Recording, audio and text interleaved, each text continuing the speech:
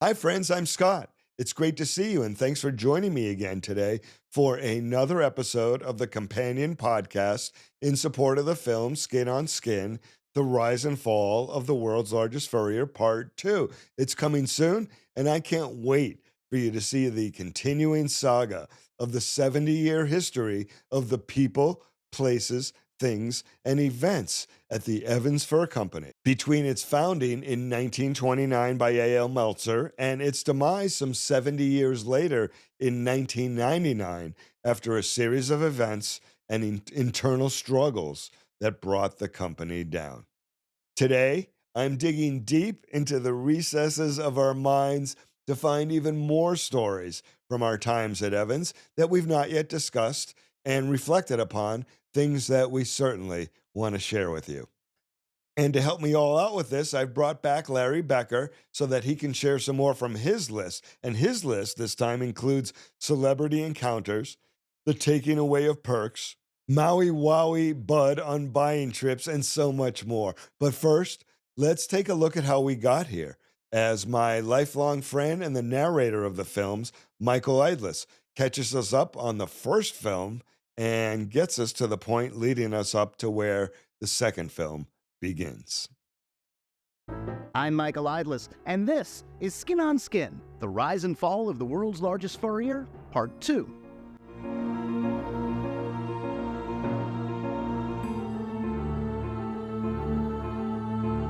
So let's review.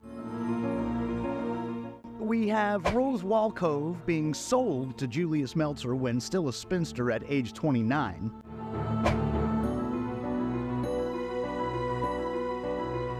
They're coming to America first class, on the backs of her wealthy Trans-Siberian Railroad engineer brothers.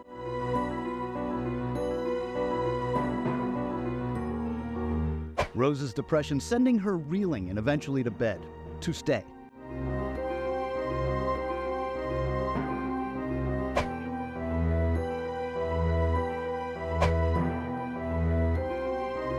Julius can't support the family, so oldest sons A.L. and Herman leave school to go to work.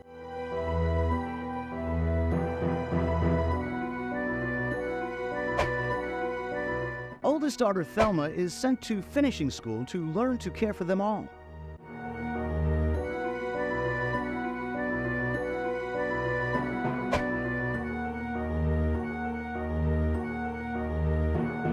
Brother Herman assists Brother A.L. and his wife Minerva in the startup of Evans Furs, only for Herman to go into a slow, lifelong depression, clearly a result of the lack of parenting from Rose and Julius.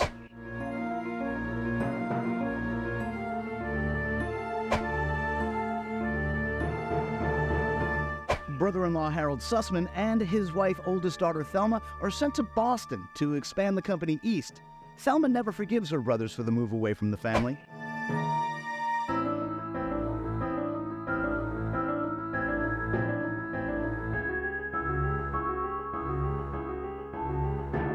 And let's not forget A.L.'s son David. Oh, David, the crown prince who would wear the crown alone in his own personal cocoon that he himself created.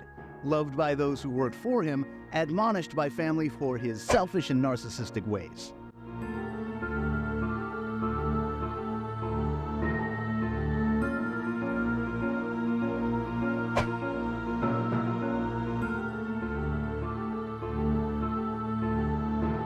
Along the way, a fur company empire is built, and the Meltzers thrive while at the same time suffering the consequences of their parents' abandonment as tragedy checks in for an extended stay.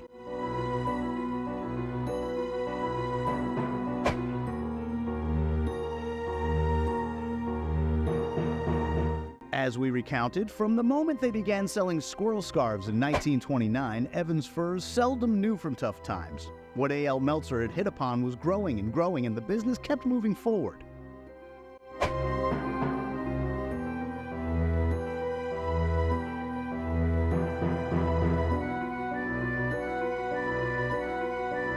Which leads us to part 2, and the term, when you get to the top of the highest peak, there's only one direction you can go.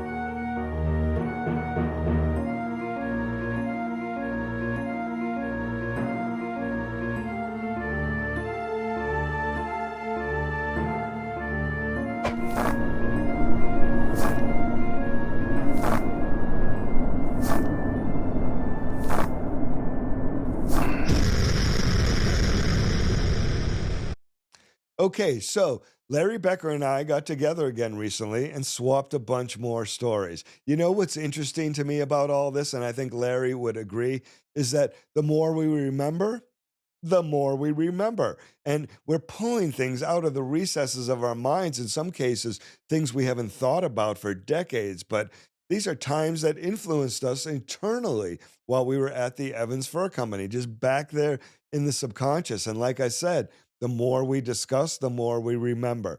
Angle here. Um, David Meltzer, at my wedding, this is a quick story, but I always got a chuckle out of this.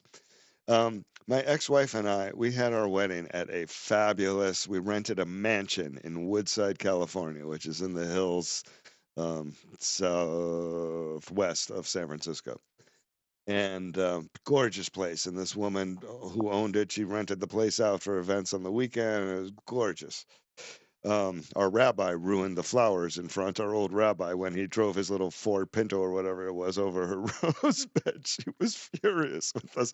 But that aside, so we had the whole downstairs of this mansion for the wedding, and so there's like two ballrooms, one for the ceremony and one for the reception.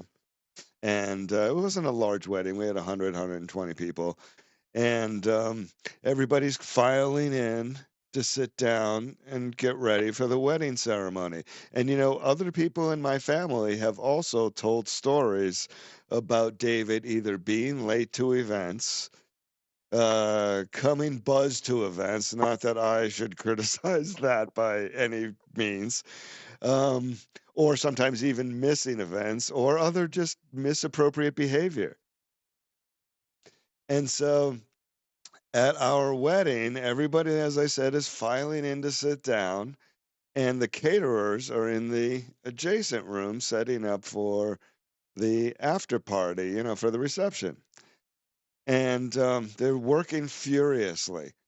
And the last thing they need at that moment is any sort of disruption. Huh. Right? I mean, they're working hard. I mean, and it's clearly they're not open yet. It's not for until after the ceremony.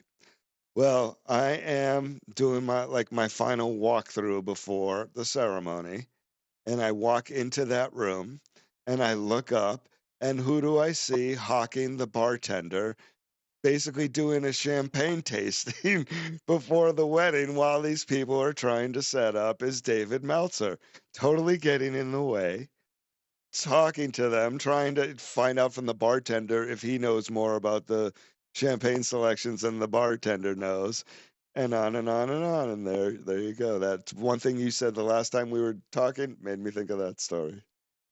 Well, I got a good one with David. Here, and I'll add on to that before you go your Oh, good one about David. So when I also was sent to then this is all in San Francisco, as I said. So I was sent to San Francisco after being Larry Friedman's assistant in LA, which I followed you at. And when I was in San Francisco, Larry contacted me and said his ex-wife, Jackie, was looking for a job. And did I have a position for her? And at the time, I actually did, because at the time I got sent to Northern California, Nordstrom was expanding. And I saw them open Stonestown. I opened San Francisco Center, and a third one that I remember in the 2 years I was there. And so Jackie took over one of those stores, and I became semi-close with her and whatnot. You know, she and Larry had obviously, I mean, Larry told me it was okay to hire her, so I did. Anyways, at my wedding or after my wedding, I found out she spent my whole wedding backstabbing me to David Meltzer and telling him how much I sucked. I tell you what, you had to do better vetting in those days. We I trusted, right? guess so. All right, let's hear your David Meltzer story that you thought of. Okay, so I told you about my frustrations of being sent to New York as a sitting duck. And like I say, after 8 months of my family just being totally unhappy in being in New York, and my disgust of, like I say, sitting in an office, really being responsible for nothing in the States. I was still responsible for Hong Kong. And like I say, I was just, I felt really uncomfortable about the direction of the company. And I said, this is it. I was ready to make my move. And I knew that I wanted to go back to Hong Kong. I knew that I knew that I needed to go back to Hong Kong. And I thought that Evans truly was so good to me for all of the years that I spent with them that I didn't want to leave them in the lurch. So I got the idea that I'm going to open up a buying office, which is basically doing the same responsibilities that I was doing for Evans. And now I understand I have a way that I could give them that service without them having the financial stresses of keeping an office and keeping an office with nobody there to run it. Well, It and was at a time when the company stresses are getting really, company finances are getting really stressed. exactly. And Pat Regan was doing whatever he could. He did the most diligent job of giving us CPR all the time. So I remember P.S. there was one year he like really created. I think it was the year Leonard Levy went through there that he really created some magic between cutting expenses and selling off all the real estate, and we had like a $12,000 profit or something that year, $30,000. That was when they ended up selling the Hong Kong office that we had at Silvercord, which I mean they paid a fortune for it. It tripled in value in like 2-3 years. Yeah, what So would it be yes, worth today? I think if I'm not mistaken, Another 5 times probably at least. well, yeah, we're talking about what 40 years ago, 35 years ago. I think at the time, I think we bought it for $800,000. I think we sold it for close to 3 million. I'll bet it would be 10 million today. I mean, I'm Yeah. distracting you, and then you'll go back to your story in a second. But if there was a time when the real estate was so depressed, we passed up on opportunities to buy 333 7th Avenue in New York for $1 million. 36 South State Street was like $1.2 million. I mean, think of what that real estate, those holdings would have saved the company 10 years later, 20 years later. So, A hundred, anyways, go ahead. a I'm hundred sorry. percent. So, P.S. We were at a time also where um, everything was changing. All of the benefits seemed to be changing, and I remember David making he put a moratorium on upgrade traveling. Okay, So I'm sure and this all coincides with when I talk about that carrot getting moved farther and farther out there for those of us in the stores. This is all part of the same time well, period. and again, we're talking about a time. Remember Brian telling the story about he was just waiting for his bonus, which was coming March 15th. Every year it was there, and then it was April, May, June. By the time it came, he was had to leave. Well, again, and you want to know something? Like I say, I'll always preface my thoughts on Evans as being they were so good to me that I just wanted to do what I could to do my part. And I agreed that all right, we don't need to upgrade. Uh the mileage. He wanted the mileage that was a big perk, especially for somebody like me. Every time we bought a hair somewhere, I was on a plane. So, it was like that was a big benefit. I didn't pay for vacations for my family for years and years. And he wanted that to now be put into a pool of company travel. And again, I understood it and I agreed with it. I wanted to be a part of it. But Now all, I'm but al- leaving. but also, David's not alone in this because again, at the time when the economy in general is kind of struggle going through this wave between 85 and 92 or so, this is happening across a lot of companies. I remember this being a trend that Well, it was the that stock. executives couldn't keep their miles anymore. But it wasn't the stock market crash, right? When was the crash? 87? Well, there was an 85, there was like a flash crash in 91 or 92. I mean, but it's just the roller coaster effect. But I remember the trend of, seeing in the business trades that executives were being asked to forfeit their miles for companies so that then they could do other business trips without having to pay for them. So yeah, so it was a And trend. again, Scott, it made perfect sense to me. However, here I am getting on a plane to go to the Frankfurt Fur Fair. And I'm walking, how you walk through first class? And there's David and Sharon. And I never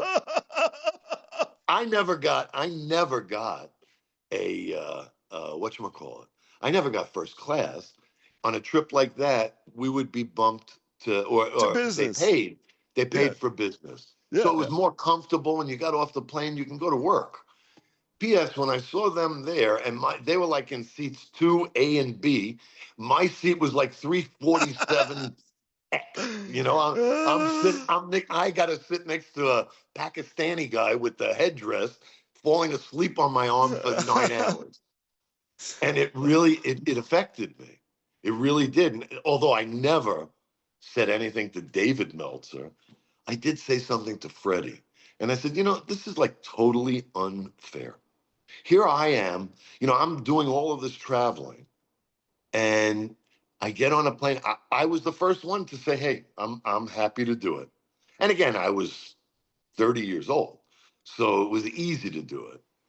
Um, anyway, I said to Freddie, I says, this is like sort of disgraceful. I can understand doing this. I agree to do it, but shouldn't it be from the top down? I says, I get on the plane and there's David and his wife. I'm sure he didn't pay for, Sharon's ticket out of pocket. That was part of our bonus or Well, whatever. this was part of the ongoing struggle because remember, Pat Regan talks about really having to twist David's arm on things like selling the properties, getting rid of the jet to get a prop jet, and then I was eventually going to getting say rid of the prop plane. Yeah, they yeah, had yeah, to yeah. hide the So jet keys.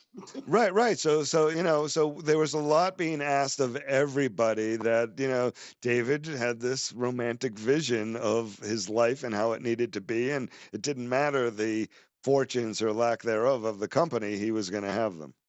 Well, I mean, not for nothing. He deserved the money that he was able to take. I remember a Barron's article where he was on the cover of it, and he was the highest paid CEO in the city of Chicago.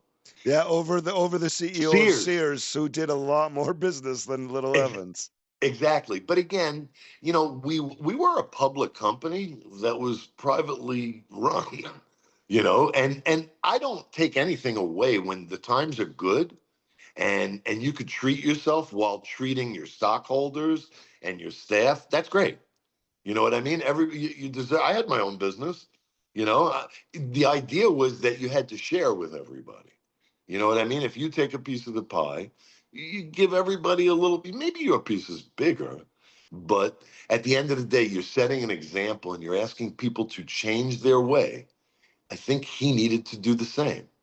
P.S. Now, cut forward a few years, and I am ready to leave the company.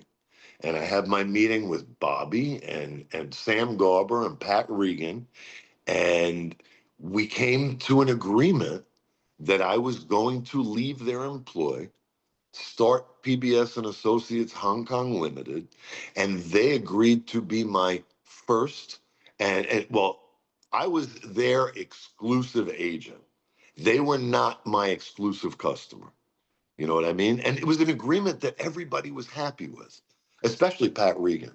I think he was the guy that literally pushed it.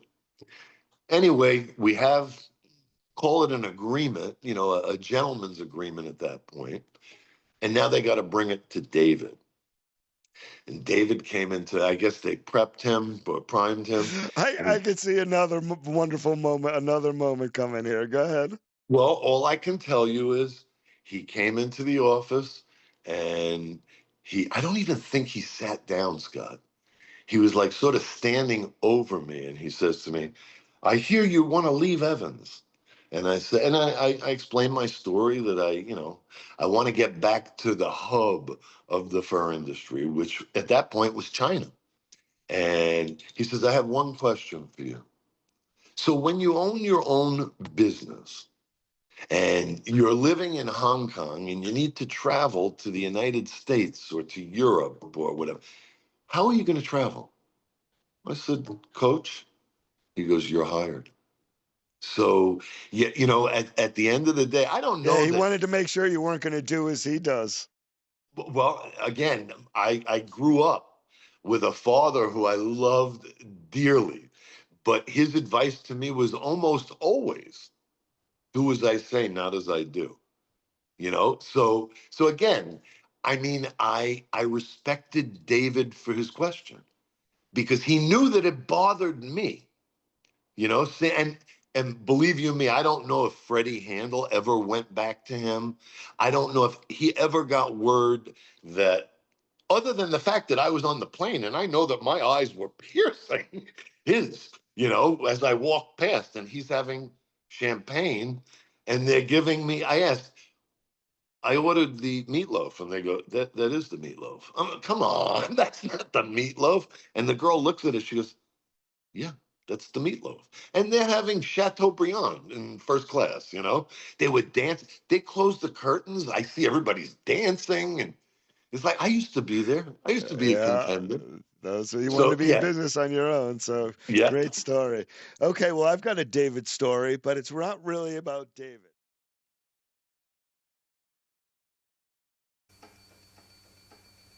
It's our biggest fur sale of the year, Robinson's annual Beverly Hilton Hotel Fur Sale. We're out to sell $10 million worth of furs at savings to you of 50%. So if you've had the notion to buy a fur, don't hesitate now, because when they're gone, they're gone. Robinson's annual Beverly Hilton Hotel Fur Sale. $10 million worth of fabulous furs at 50% off. This Sunday only, 9 to 6.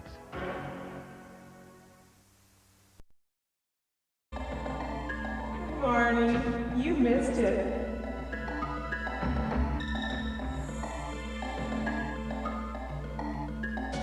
Oh, hi, no messages, but you missed it.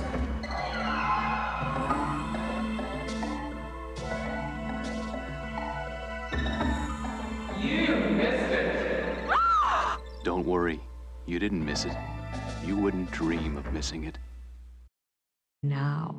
Right now, during Evans Investment Days, save 25 to 60% on fine furs and women's apparel. Exercise your savings options on Evans wool coats, suits, dresses, and sportswear, shoes and accessories. Save 25 to 60% on the smartest investments of all, Evans collection of fine furs. Evans store-wide investment days this Thursday, Friday, and Saturday only. Smart buyers will be there because blue chip stock at this price won't be around for long. Okay, well, I've got a David story, but it's not really about David. It's about that friggin' plane. So, first of all, I flew with David a number of times, and I've said this in many other podcasts. It used to scare the crap out of me. And I don't know why. He was a very good pilot, but like Craig O'Malley and I would talk about, like we're up there alone with him, and if something happens to him, doesn't matter that he's 58 or 62 or 64 or whatever his ages are over the times that he has this plane, we're screwed if anything happens. But anyways, one of the perks of having the plane was sometimes you would get to take it and use it for business trips. And after Pat Regan has told that story where he made David start to downgrade, and after Pat Regan gets David at this point where the company is struggling with finances and we downgrade from that jet that we had to a propeller jet, to like a Cessna propeller jet. Like I said, David more and more would let us take that plane on business trips. And one time, Craig O'Malley, was it Craig? No, I think it was Bob McGrath. Yeah, it was McGrath. Bob McGrath and I, this is before I went to Robinson's. This is, I'm an assistant on the 13th floor here. And Bob McGrath and I take the plane for an Alaska tour, which was based, which was basically he and I, and who was the pilot? Tom Oh, Grayson, right? Tom Grayson. Tom Grayson, Right. Fuddrucker Airlines. Tom Grayson was a former, I believe, a former Navy, Marine or Navy pilot. That when we had the big jet, it required a co-pilot. So Tom Grayson was Yeah, hired and was like always on call. And then he learned to sell furs. And wherever he went with David, you would see him. Like I would see him in L.A. or in San Francisco, and he would come in for a day or two, and his deal with David was that he could go in and sell and basically steal commissions from the salespeople, right? So, um, McGrath, the plane is packed with fur. It's like two or three of us in this little Cessna thing, and hundreds of furs, and they're just on the hangars packed. No sense of safety or anything whatsoever. And this little jet, this little Cessna thing, did not fly as fast as a jet. And so the flight from Chicago to Seattle, which is normally what, a 4.5 hour flight, took like yeah. 7 hours. So, which exhausted the fuel in the thing. So we land in Seattle. Tom Grayson gets the plane refueled, and we're all taking a breather. And he starts the engine up again on the plane, and I'm sitting right over the wing. And out of both engines, flames go shooting through the engines. And I jumped out of my seat and freaked the fuck out. And I can remember kind of Bob McGrath pulling me by the back of my collar and yanking me back down into my seat. And Tom Grayson immediately turning around and saying, "That's fine. That's normal. It was some sort of oil or something burn off." And I panicked. So then from Seattle, we're going to Juneau and Ketchikan and Sitka and that whole Alaska place where Nordstrom had outlets, or where we did those midi bridge, like we would take this plane to go do $30,000 of business in one of these Yeah. little towns. But anyways, that's my other DBM story. That plane used to just scare the crap out of me, even though I went to some wonderful places. All the times we went to his resorts and the David Meltzer retreats and whatnot, it was also in that plane. So I had some great times in that plane. But boy, his flying, when he would fly, if anything happens to him, none of us know what we're going to do up here. So, Yeah. okay, We might let's as well see. all go down with the plane. Exactly. What I thought was the coolest car of the time. It was a Porsche 944. I think it was probably the first year of the 944. And we were doing a tour of the suburban stores. And it was just Robert and I. And I don't know if we were on the Eisenhower or the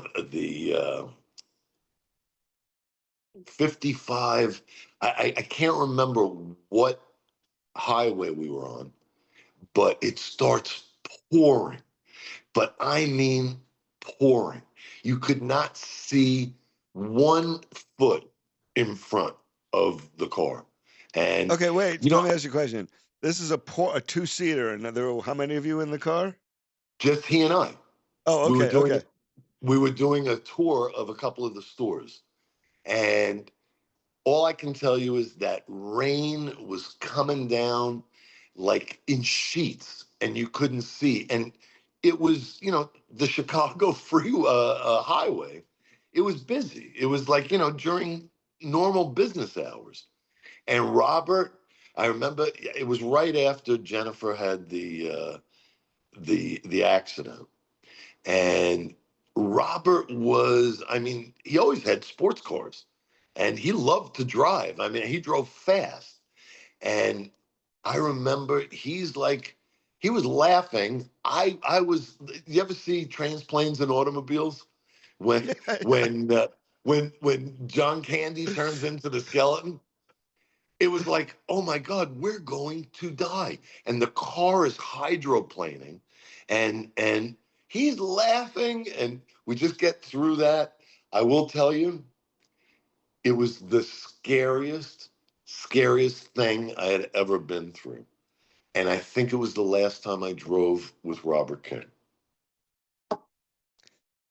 Another person you had tough times driving with was Mike Lerman Mike, because of the food thing. And so, do you have any more food stories you thought of about the big guy, the world's largest furrier? you know what? It's funny that you say that because I was thinking about something and I was reminded of it by a conversation I had with Mark Pasternak. So I guess I was a kid. I was like 21, couldn't have been older than 21. So it's pretty And cool that all these conversations and reconnections we're all having with each other, and you know, oh, it all the stimulates, it, it re-stimulates life. You know what I mean? All the memories that I had. This particular one wasn't a great one, but I will tell you that. So, like, I'm 21 years old, and I told you that Mike Lerman was very influential in educating me on not only operations in as a whole, but the operations at Evans. Go, When Stuart, and just divert from the and go into this a little more, even though you've told it before, but tell it again. I mean, he took the time to literally train you in fur types, and you sit there and talk about, well, once you learn it, you learn it. Well, he's the one who helped you learn it, so you learned it. 100%, and I told you, I would go to his home on either a Saturday if I wasn't working or Sundays, mostly Sundays. And in his basement, he had a full-fledged office. I mean, he had, and we were all paper in those days. He had every single piece of paper that pertained to Evans because he was the operations guy, and he did operate from his home. The guy was 24/7. Well, he always used to take me out to lunch. And it was during the time that he had his jaw wired. He was like living vicariously through me eating. It was really sort of sick.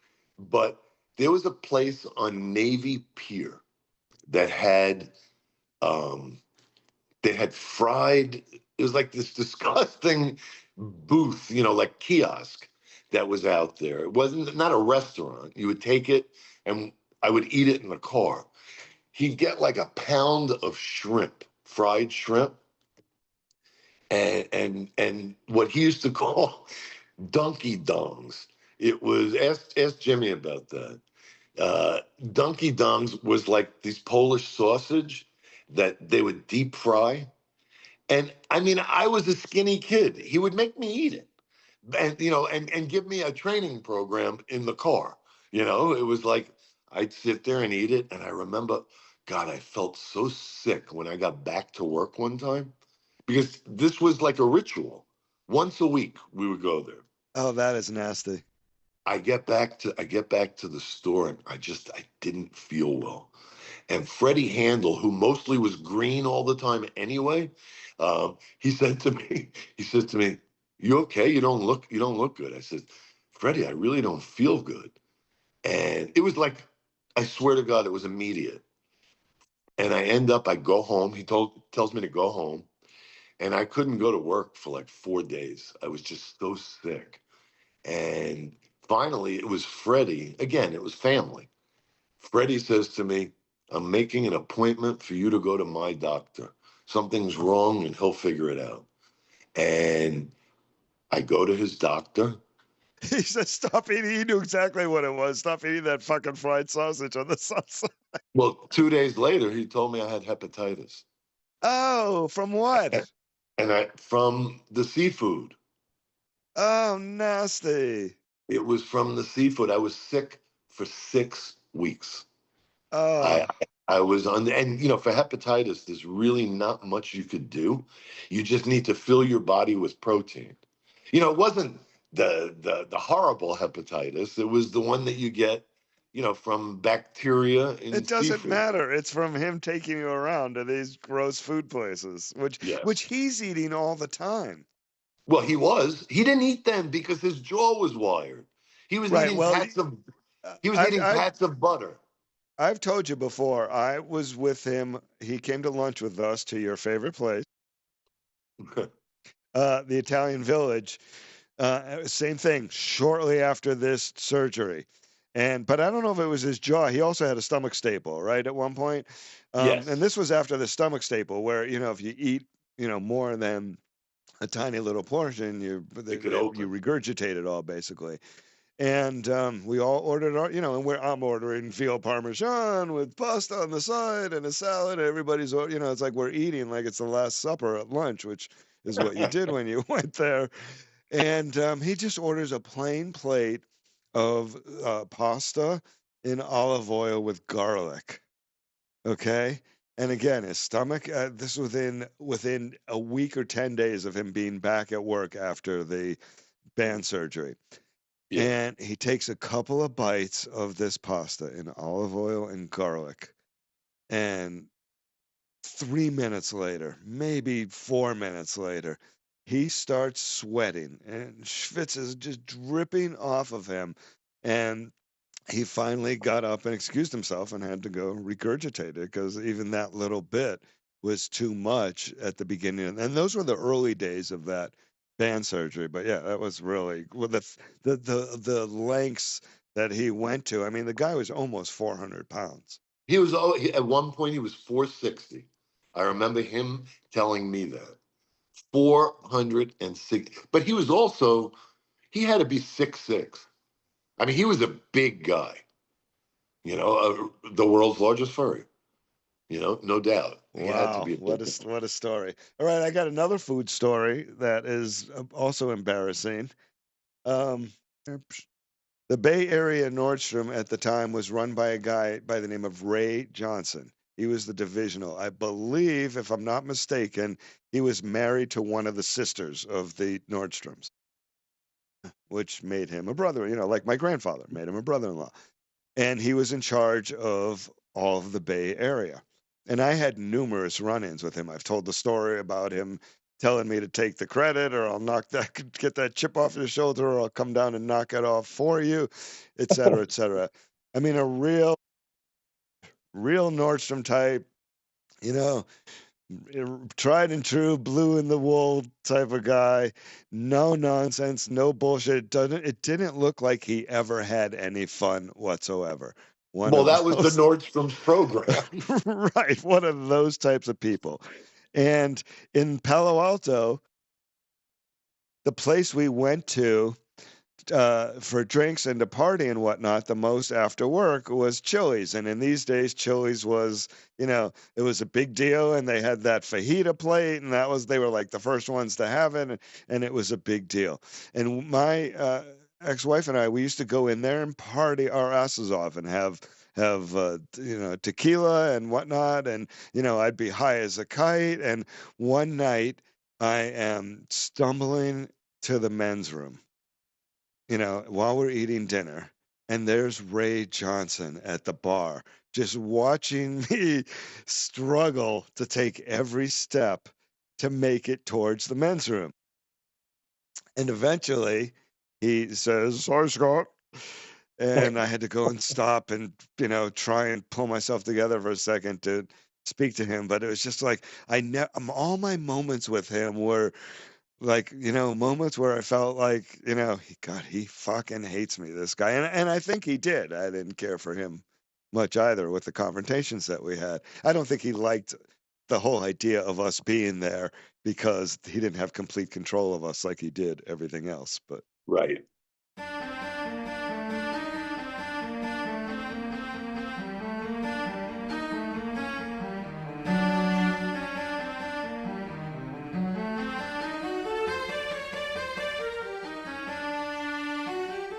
those Meltzer kids obviously weren't taught how to cope or how to parent, or relationship skills were really lacking, and that got passed down.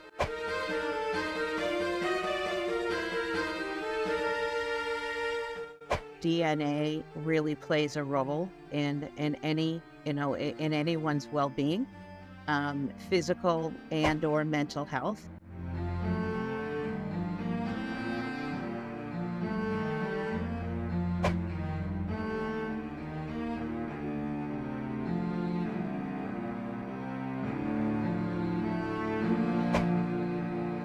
All I know is that he had a photograph of him where he was brilliant, and the family loved him. Everybody in the family loved him, and it was an absolute shock.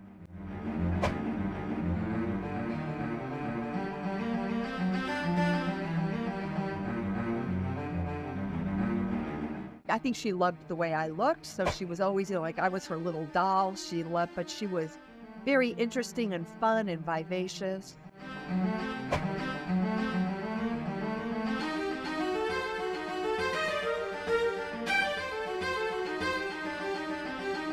All of his grandchildren wrote reports on Nuremberg at some point in school. Someone would always have an assignment, interview some relative about something.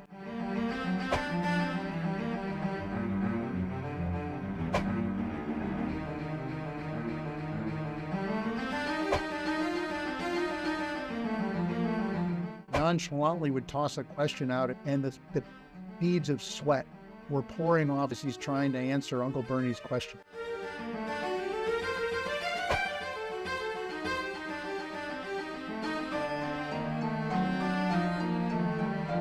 A lot of people live in fear that, oh my God, is that going to happen to me? So if they get depressed and they don't have the tools to handle their depression, what is their model?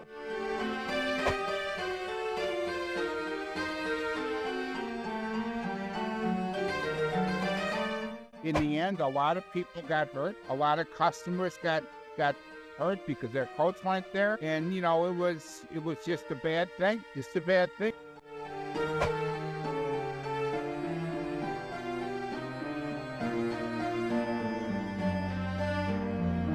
You can't save your business just by firing people. They fired me. I couldn't believe they fired me.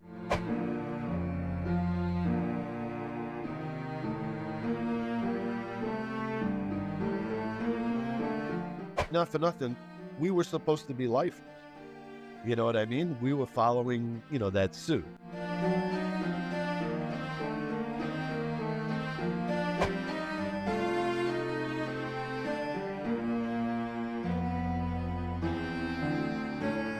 And he asked these guys a bunch of questions, and then he threw this dinosaur. I'll never forget it. He threw this toy dinosaur, on the table, and he says, "This is what Evans is." And you know what happened to these dinosaurs?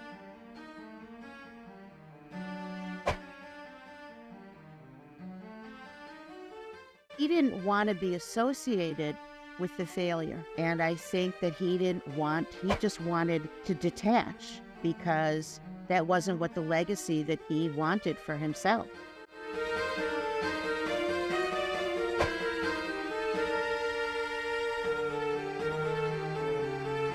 He didn't want to wake up and smell the coffee, so he just, he did the things that he enjoyed doing. Especially people who were in the finance side, they were dealing with trying to put out fires every single day and trying to get enough money into the business to be able to pay the bills.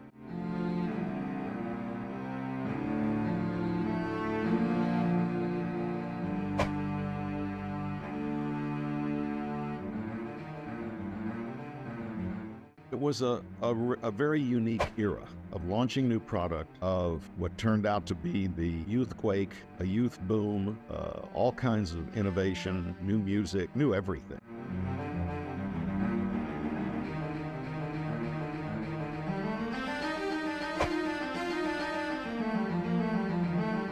That is their legacy, and it's tragic. And these were people's lives and livelihoods. I remember when the stores closed, and, Jeff and I got some calls, and people were just sobbing.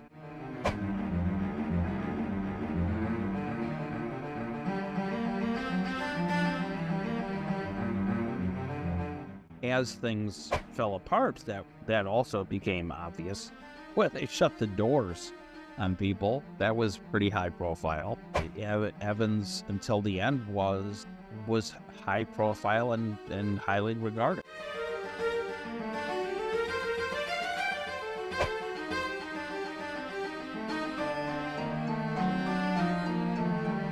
Because I remember talking with my father, telling him about my job and everything, and he was like, well, you're not a family member, so, just remember that. Always remember that, he would say.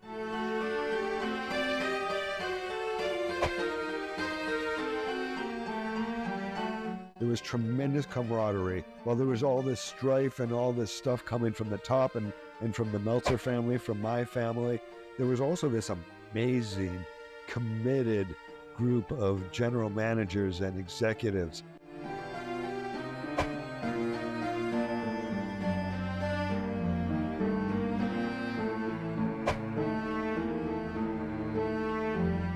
A fish has got to swim and an eagle's got to soar.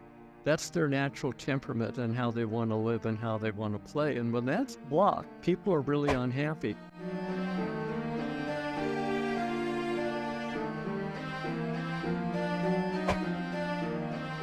This is Skin on Skin, the rise and fall of the world's largest furrier, Part 2.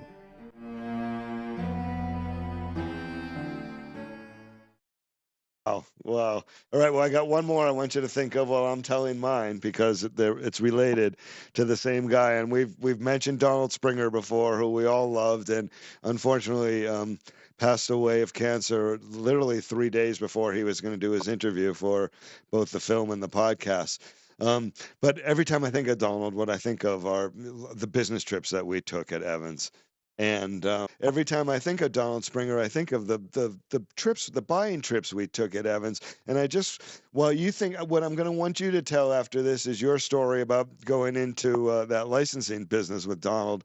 But I want you to think about, while I'm telling this, did your father or did Barry have any idea what was going on in this regard? And it wasn't just Donald.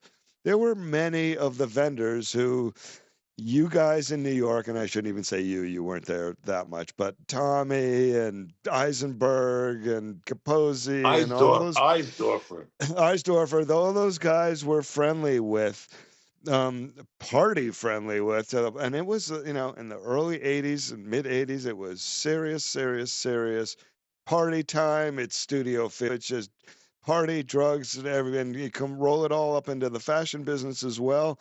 And, as you've said before, they used to do interesting things to entice us to buy their wares. Like you've said, you'd find there would be $50 bills in pockets, and is that enough to make sure that you keep buying from us?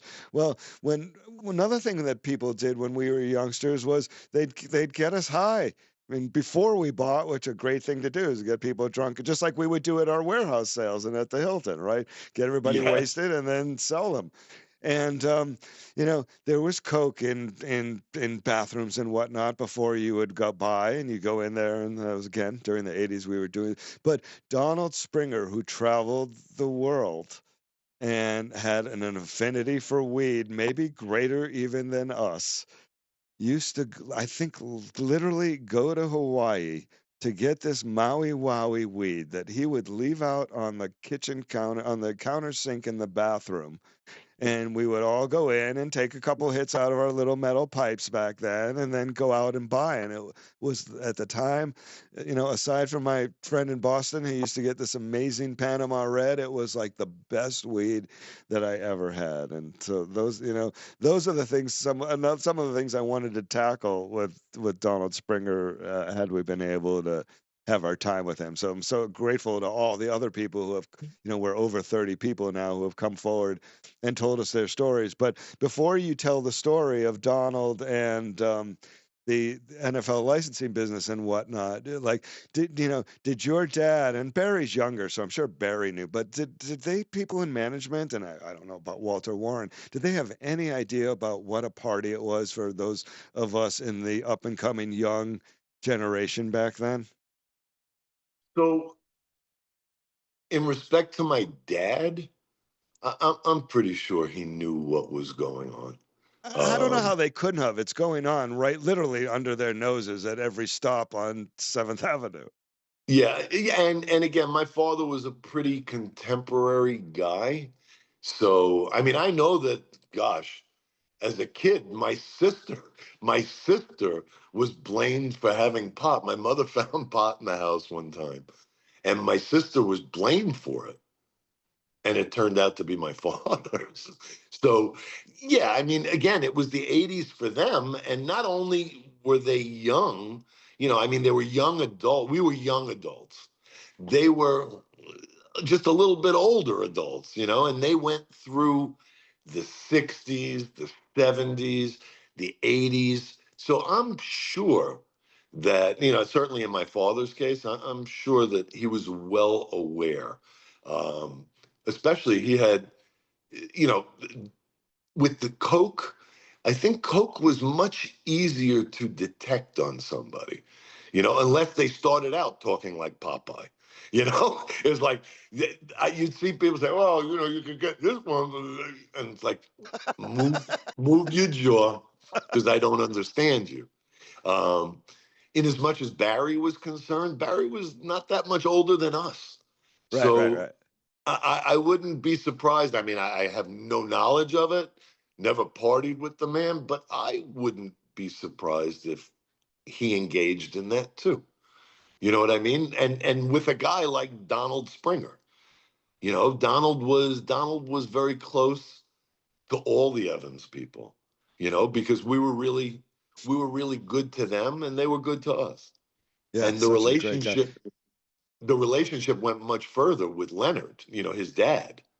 He was, No, again. Bob Sakowitz tells the story of, which we've played before, of going to Leningrad with all of them to buy the best bundles of sables for the coat for the Sakowitz catalog. Yeah. Donald told me again before he passed away that he was on that trip, so I was going to talk to him about that also in that interview. So yeah, there was a very close relationship with him with that. But so tell us where you were in your life at the time and how this licensing thing came up and how far it went and whatnot. It's just, Donald was also a great marketer. So this is just like a great Yes. branding idea. Yes. And again, he was the first network king. He knew everybody. And he was a guy that socialized for business. He was an avid golfer and spent most of his free time golfing. And at this point, like when I was in New York with Evans for a year, I became very close with Donald. We became really good friends to the point that I lived in Dix Hills. He lived in Manhasset Hills, I think it was, which was like halfway to the city. I would drive from my house to his house so that we could drive together to, drive into the city and have that time together, because he always did have that Hawaiian pot. Yeah, no, I was going to say, yeah, showing up at work with red eyes first thing there, going to work with him. But you want to know something? I think for somebody like me that has a touch of the ADHD, I needed it to slow myself down. Same here. You know what I mean? I think that I became more efficient and more effective when I'm not talking about being shit-faced, but just having that little bit of an edge off. And I will tell you that I became very friendly with Donald and his family, and we would socialize. And he was just, to me, he was a great guy. So when I started my own business in Hong Kong, he was probably the only guy that I was doing business with, at that time, as Evans director of New York. He was the only guy that didn't follow me because nobody was making sables in Hong Kong. And, he was not interested at all in bringing other products from Hong Kong at the time. He stayed true to the luxe and luxury of his product. Anything like that would have destroyed what his father had built all those. That's kind of what happened to Evans was, we did that and it destroyed what AL built over all those years. But especially when you're talking about a sable manufacturer, to have cheapened that down from, like I said, his father was maybe the top constructor of the product in the world. He was. The Royal Crown Sable label was, that was his. Well, the bottom line is when I was, living in Hong Kong already, I would make trips back to the States, to see my customers. And of course, when I would come back, I would always hang with Donald, you know? And I remember coming back, I had seen something in Hong Kong at a leather manufacturer. They were producing embossing. It was Pele Pele was the company that they were producing for. And at the time, you had North Beach Leather were producing these thousand, and I'm talking about the 80s. They were $1,000 leather jackets, handcrafted one by one, and they were like, different intarsia jackets with different colors and leather, and they were doing the 8-ball jacket, and they were doing dice, and they were doing. It eventually went into like sports teams, and they were really pretty exclusive. And it was again, North Beach Leather was a small manufacturer in Los Angeles. And P.S. I see Pele Pele is doing a new concept that I had never seen before, where they're doing embossing, and instead of embossing from the outside down, they would flip the skin and they would do it from the sueded side and emboss out. So it was like 3-dimensional. And I thought to myself, these people are they were killing. It was like the sneakers, like Jordan sneakers. People were killing for these $1,000 jackets. And I'm thinking to myself, like, what sport? I saw the vision for sports. Like, you had a lot of people that would want to wear a leather jacket with their team logo on it. Well, this is at And a time when sports branded merchandise is really taking off. Brian Witt told the story about the Dallas Cowboys, yes, the turquoise blue star mink jackets even being stolen. They were in such demand and everything. it was so. exactly the same time. It was all because I left Evans in '92 and he left Evans in '92. So anyway, the not 90, yeah, 92. Anyway, I get this idea that we could do something with this. And I'm thinking and thinking and thinking. My first concept was I'm going to knock off Pele Pele and do a line like that, just different designs, because I saw it as something really unique. And I happen to be in New York and I'm talking with Donald, and I'm telling him about what I'm doing, what I found, and we're just talking as friends about how, like, being an agent on my own, I could do all these other different things, and I'm there. Now I've become a sourcer, and he tells me that he golfs with a guy that has a license. His license covered making woven blankets for the NFL. So like the team blankets, which also were super popular, and they were like giveaways. He would have contracts with the stadiums, or the teams to do like 50,000 blankets to give away. They were sold to the team. So Donald tells him about my idea, and well, it was our idea at that point, which was fine. And the guy says, I think I may be able to extend my license for that. And he checks it out, and he could. It was a small amount that we had to pay. And Donald and I started a new business called It's a Whole New Ballgame. And again, you're 100% right. He was the marketing guy. I was the production guy and the creative guy. I mean, I got it all produced, and we started this. The guy, the NFL sends me all the colors and logos that I had to produce Right. So samples. they give you like the exact RGB color mixes and everything. That's cool. Well, what happened though, my idea was to make them strictly on black leather jackets, good quality.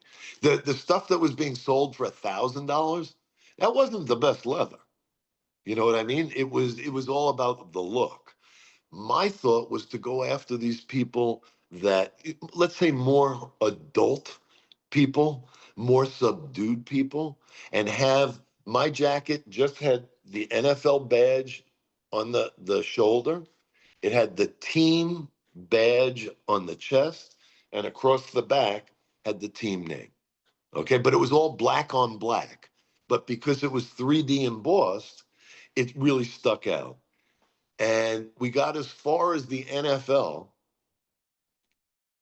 and they wouldn't approve it. Wow. Yeah, it, and I tell you, I worked so hard to get them done, and I would have bet my bottom dollar that I was going to be able to retire because of that. Well, if you Because think about today, that concept of embossing from the inside of the skin up, that is all the top designers, the chrome hearts, all the top designers do that today. well, and I'm telling you, this was 30 some odd years ago. So again, that was, I think, the beauty of the exposure that I had. You knew, like I said, I would go into these factories, these buildings, we'll say, that had 40 factories in there.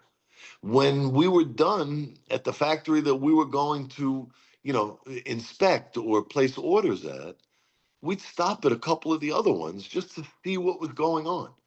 I mean, there were points when I had my own business where I was doing baseball hats. I was doing placemats. I was doing clock. It was so weird because you just sort of stepped in it. You know what I mean? I was in the building. I had time. I was waiting for the ride to take us back.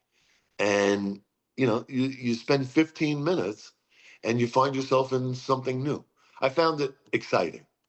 Great So story. What a great story. All right, I've got one more, and then you tell me if you've got anything else since we've gone through your list. If you come up with anything else while I'm telling this one. So I wanted to tell this one while you were talking about the fluky, because there were other types of customers that came into the stores. Case in point, first of all, when I got sent from LA as Larry Friedman's assistant to replace Jody Hofberg Olin in San Francisco, taking over the Nordstrom Bay area, um, uh, it was just all quite a shock for me, and I'll never forget, because San Francisco and LA are very different. They're like two yeah. different Californias. You learn that when you get there and live in them both.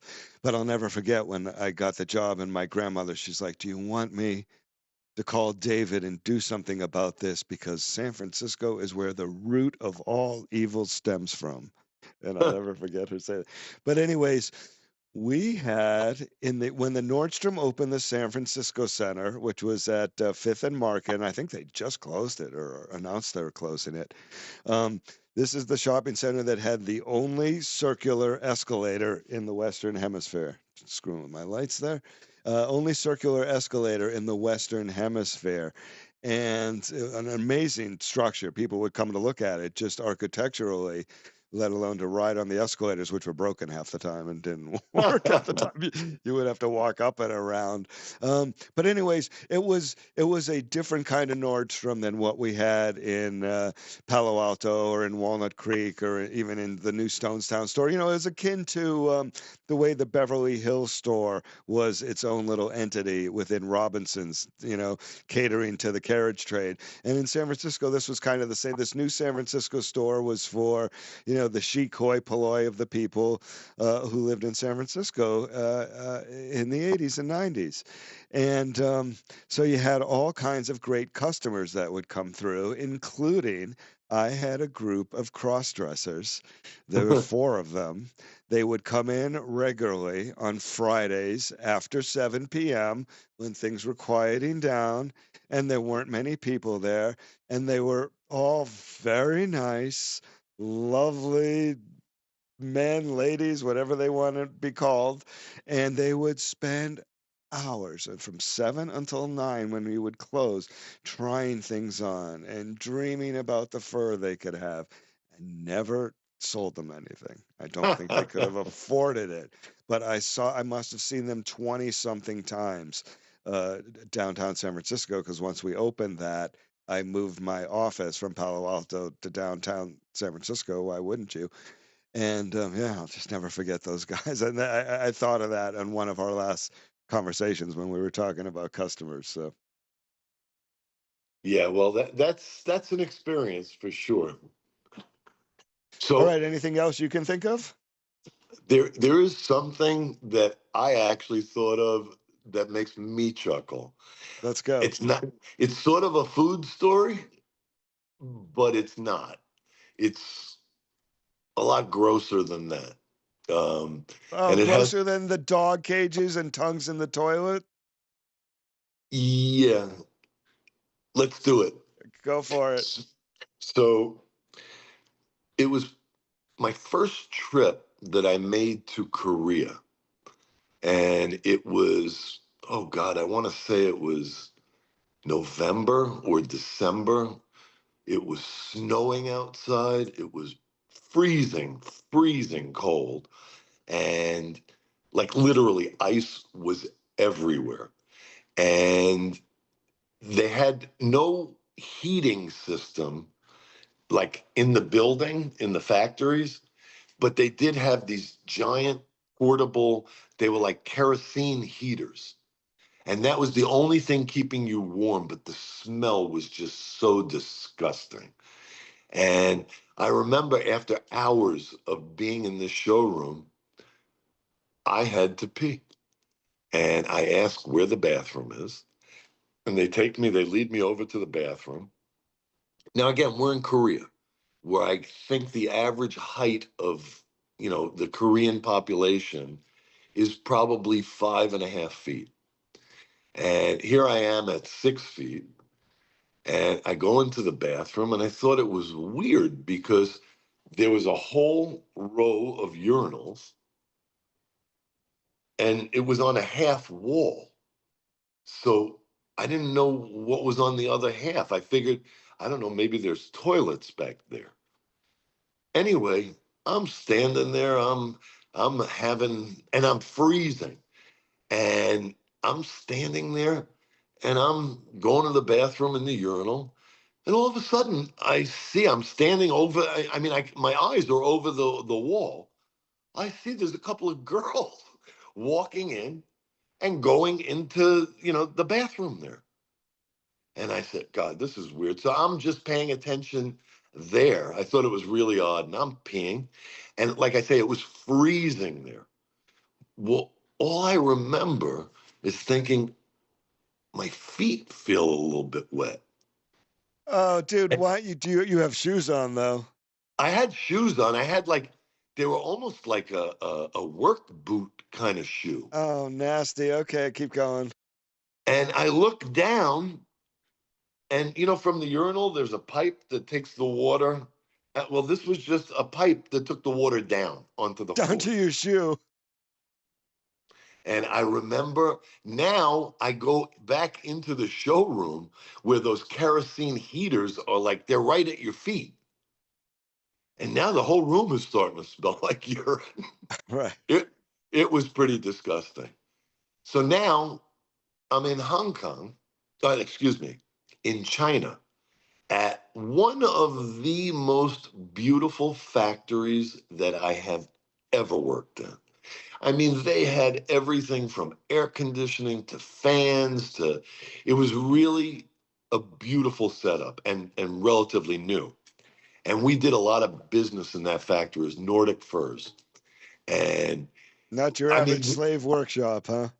no, not at all. Well, the workshop was for the people worked like slaves, but even their dormitories had like televisions and ping pong tables and they had a lot because these were kids that were working. The average age, they were 15 to 17-year-old girls, that were the workforce there. Anyway, we're at this place and it was actually the grand opening of this new factory that Charles built.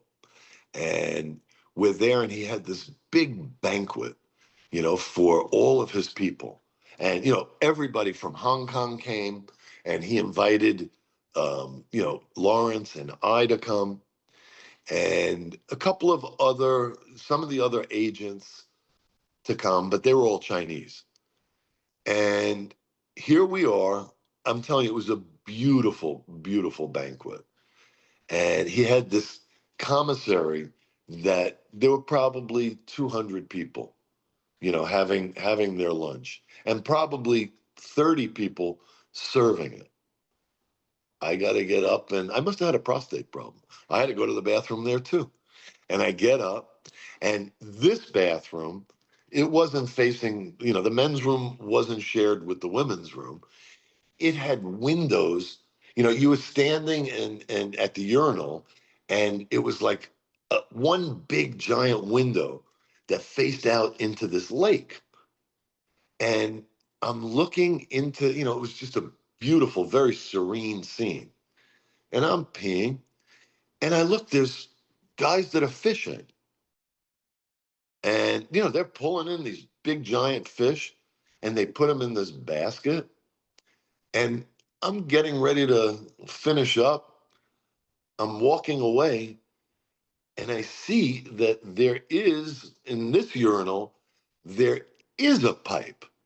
And the pipe goes down, and it goes out. Right to the lake. Right to the lake.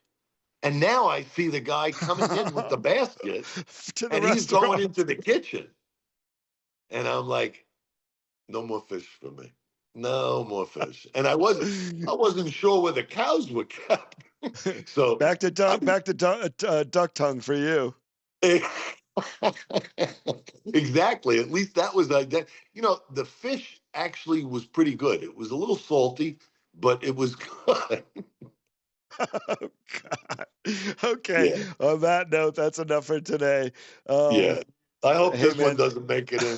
Yeah, it'll make it. It will, because it's too. You said the same thing about the thing with Sandy, and that made it in. So I don't think you have to worry about that. Is fucking nasty. Larry Becker, thanks, man, for joining us again today. Thank you for having me. Oh my God. I always enjoy this more than you could know.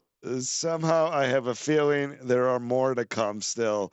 I'm Scott. This is the companion podcast in support of the second film for Skin on Skin, The Rise and Fall of the World's Largest Furrier. We'll see you again soon.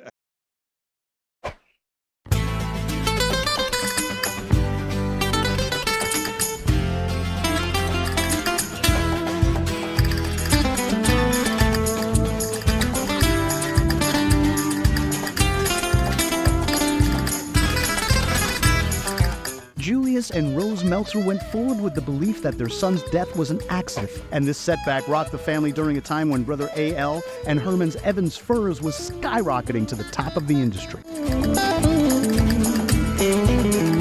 Those Meltzer kids obviously weren't taught how to cope or how to parent or relationship skills were really lacking, and that got passed down.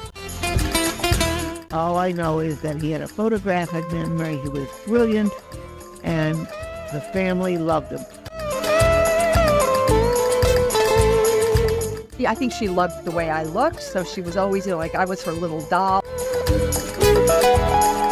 All of his grandchildren wrote reports on Nuremberg at some point in school. And someone would always have an assignment, interview some relative about something. Nonchalantly would toss a question out, and the beads of sweat were pouring off as he's trying to answer Uncle Bernie's question. A lot of people live in fear that, oh my God, is that going to happen to me? In the end, a lot of people got hurt. A lot of customers got hurt. It was just a bad thing. He's with this dinosaur, toy dinosaur on the table, and he says, you know what happened to these dinosaurs? It was a very unique era.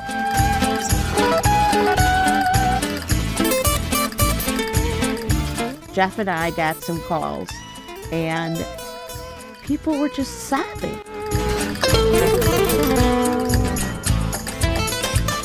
Well, they shut the doors on people. That was pretty high profile. A fish has got to swim and an eagle's got to soar. That's their natural temperament and how they want to live and how they want to play. And when that's blocked, people are really unhappy.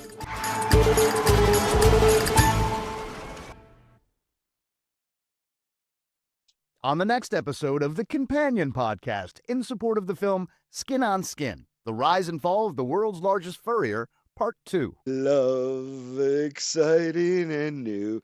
And so we have many people that we've come across as we've been doing this documentary at the Evans Fur Company who ended up together. I'm sent out to Maryville, Indiana, as part of my training. We're actually doing business. I mean, people are coming in, some of which we're asking to trade in tractors for furs and stuff like that. As luck would have it, I get a call from a very, very dear friend of mine from Florida. She would drink. We would drink kamikazes, and she would pound them down, and I would drive. There was one night I would drive her home. There was one night when I hit a car in front of me. On the next episode of the Companion Podcast, in support of the film Skin on Skin, The Rise and Fall of the World's Largest Furrier, Part 2.